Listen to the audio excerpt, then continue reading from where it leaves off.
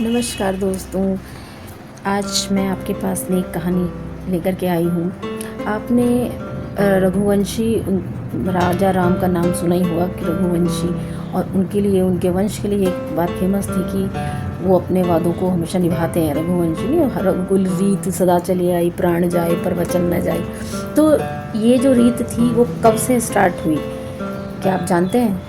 आज मुझे उसकी स्टोरी पता लगी। बड़ी स्टोरी अच्छी सी है, मैं आपको सुनाती हूँ। कि एक बार क्या हुआ कि एक वर्तंतु ऋषि थे, उनका एक शिष्य था कौत्स्य, जो मतलब इसमें 3 तरीके की जिद्दी हैं। जो मतलब कुछ लोग जो जिद पकड़ते हैं तो वो कैसे उसको कंप्लीट करते हैं। तो वर्तंतु जो गुरुजी थे कौत्स्य के, तो कौत्स्य ने जब अपनी शिक्षा पूरी ख़त्म करी तो कौत्स्य ने गुरुजी से बोला, वर्तंतु के पास गए, बोला गुरुजी आपने मुझे शिक्षित किया, आप बताइए मैं आपको क्या गुरु दक्षिणा दूँ। तो वर्तंतु ऋषि जो थे, गुरुजी जो थे उसके, तो उन्होंने कहा कि तू कुछ मत दे मुझे, तू सिर्फ जो मैंने तुझे सिखाया है, जो तुझे ज्ञान दिया है, उसका सही से प्रयोग करना अपने जीवन में। वर्तंतु जो शिष्य था कौत्स्य, वो थोड़ा सा जिद्दी था, तो उसने कहा नहीं, आपने मुझे शिक्षा दिया, ऐसे कैसे कुछ। तो अब क्या हुआ कि अब वर्तंतु को लगा कि इसको बड़ा घमंड हो गया इसको, मतलब कि ये जिद पकड़ने लगा। तो वो भी एक तरीके की जिद्दी थी। उन्होंने कहा देख, मैंने तेरे को ना 14 तरीके की शिक्षा दी है। तो उस 14, उनको गुस्सा आया तो उन्होंने कहा 14 तरीके की मैंने तरीके से तेरे को शिक्षित किया, तो तू मुझे 14 करोड़ स्वर्ण मुद्राएं देगा। कौत्स्य भी जिद्दी। कौत्स्य ने कहा ठीक है, मैं जाता हूँ। तो वो निकल पड़ा अपने उसका इंतज़ाम करने, गुरु दक्षिणा का इंतज़ाम करने। तो ऐसे ही जाते जाते वो राजा रघु के राज्य में पहुंचा। राजा रघु के पास गया तो राजा रघु खाना खा रहे थे, वो एक मिट्टी के पात्र में खाना खा रहे थे। तो कौत्स्य ने देखा कि राजा रघु तो मिट्टी के बर्तन में खाना खा रहे हैं, इनके पास तो मतलब कुछ नहीं है, क्योंकि राजा मिट्टी के बर्तन में कैसे क्यों खाएगा। तो वो वापस आने लगे तो रघु ने उनको देख लिया जाते हुए। राजा रघु भी एक तरीके की जिद्दी, वो भी अलग टाइप की जिद्दी थे, तो तीनों जिद्दी हैं। तो राजा रघु ने कहा भाई तुम क्यों आए थे यहाँ पे, मैंने तुम्हें देखा तुम यहाँ आए, तुम किस वजह से आए थे। तो उसने बताया कि नहीं, अब मेरा ये था रीज़न आने का, जो भी उस रघु से बात करी कि भाई ऐसा ऐसा था, तो मुझे अपने दक्षिणा देनी है, तो इसलिए मैं सोचा था इधर आऊँगा, मेरे को यहाँ से मिलेगा कुछ ऐसा। तो राजा जो रघु थे उन्होंने कहा कि नहीं, कि तुम मुझे 3 दिन का समय दो, मैं 3 दिन में तुम्हें स्वर्ण मुद्राओं का इंतजाम करके दे दूँगा। अब राजा रघु जो थे उन्होंने अपने अस्त्र शस्त्र निकाले, वो युद्ध की तैयारी करने लगे।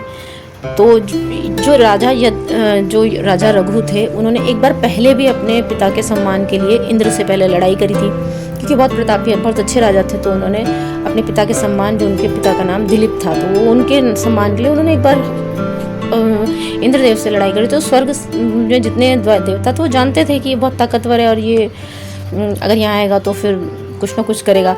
तो कुबेर के उस साथ में लड़ने के लिए तैयार हो गए थे। उनका भाई इतना धन तो कोई और नहीं दे सकता, 14 करोड़ स्वर्ण मुद्राएं कौन दे पाएगा, उनका कुबेर के अलावा तो है नहीं कोई। अब कुबेर जी ने ये बात पता लगी कुबेर जी को, तो उन्होंने उनके रातों रात उसमें स्वर्ण वर्षा करके स्वर्ण मुद्राओं से उनका जो कोषागार था वो सारा भर दिया। फिर सुबह उठे रघु ने देखा, अरे मेरा जो भर गया कोषागार। तो उन्होंने कौत्स्य को बोला कि भाई आओ और तुम्हारी मुद्राएं ले जाओ, तुम्हें धन ले जाओ।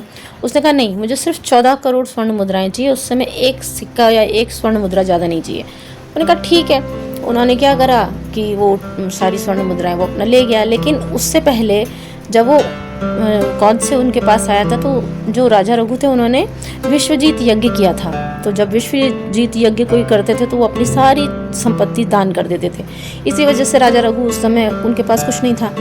तो उन्होंने कहा कि अब मैं उन्होंने क्या करा, फिर वो जो बचा हुआ धन था, जो स्वर्ण मुद्राएं थी, तो वहाँ उन्होंने एक शमी के पेड़ के नीचे वो मुद्राएं रखवा दी और मुनादी करा दी कि भाई जिसको जितना ज़रूरत है वो वहाँ से रखिए, जिसको ले जाना है वो ले जा सकता है। तो शमी का जो पौधा है उसके नीचे आज भी कई जगहों पे दशहरे के दिन पत्ते एक दूसरे के संग एक्सचेंज करने का एक ट्रेंड बना, जो अभी भी काफ़ी जगहों पे प्रचलित है।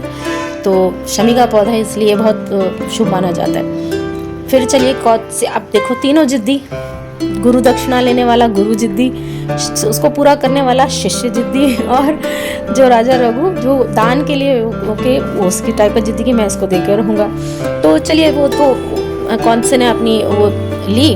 जाते जाते उसने कहा राजा रघु को, कहते ना प्रॉमिस को निभाने की या वचनबद्धता से मैं बहुत प्रसन्न हूँ, तो अब की बार मैं आपको जाते जाते एक वरदान देता हूँ कि आपका जो वचनबद्धता है, आपका जो आगे वंश में आपका जो वंशावली जो आगे आएगी वो आपकी वचनबद्धता को ही प्रसिद्ध करेगी।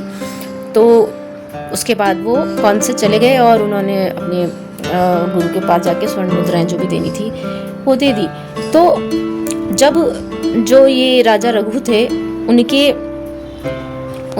पुत्र हुए अज के पुत्र थे दशरथ और दशरथ के पुत्र थे राम। वैसे तो वो सूर्यवंशी थे, लेकिन क्योंकि उनकी वचनबद्धता इतनी मतलब प्रसिद्ध थी, उनकी एक पीढ़ी से दूसरी पीढ़ी में वंशावली में वो चलती गई और इसीलिए उनका नाम मतलब उनके वंश के लिए यह प्रसिद्ध है कि रघुकुल रीत सदा चली आई, प्राण जाए पर वचन न जाए।